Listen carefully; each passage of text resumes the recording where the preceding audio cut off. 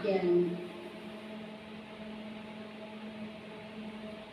నా నీతికి ఆధారమగు దేవా, నేను మొరపెట్టునప్పుడు నాకు ఉత్తరమిమ్ము.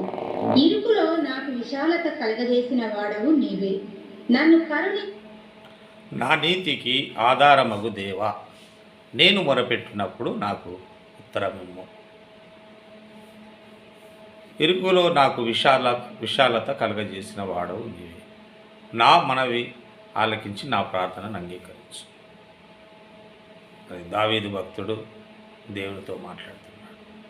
నా నీతికి ఆధారమగు దేవా. అది మన నీతికి ఆధారము దేవుడే.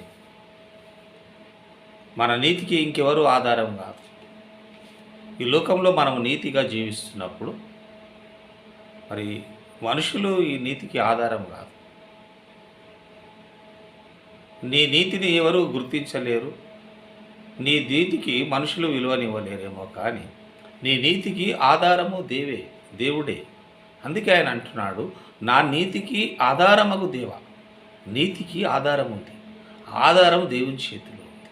నేను మొరపెట్టినప్పుడు నాకు ఉత్తరమేమో. అవును, నేను ప్రార్థించినప్పుడు, నేను మొరపెట్టినప్పుడు నాకు ఉత్తరమేమో దేవా, నాకు జవాబు దేవా అని మాట్లాడుతున్నాడు దేవునితో. ఇరుకులో నాకు విశాలత కలుగజేసిన వాడు. ఇరుకులో మరి నేను ఇబ్బందుల్లో కష్టంలో ఉన్నప్పుడు నన్ను విశాలపరిచిన వాడు నీవే. నాకు విశాలతనిచ్చావు.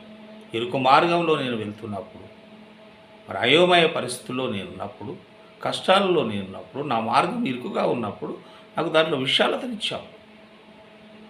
కలుగజేసిన వాడవు నీవే అని ఆయన దేవునితో మాట్లాడుతూ నా మనవి ఆలకించి నా ప్రార్థనను అంగీకరించు ప్రభువా అని మరి దావీదు భక్తుడు దేవునితో మాట్లాడుతాడు.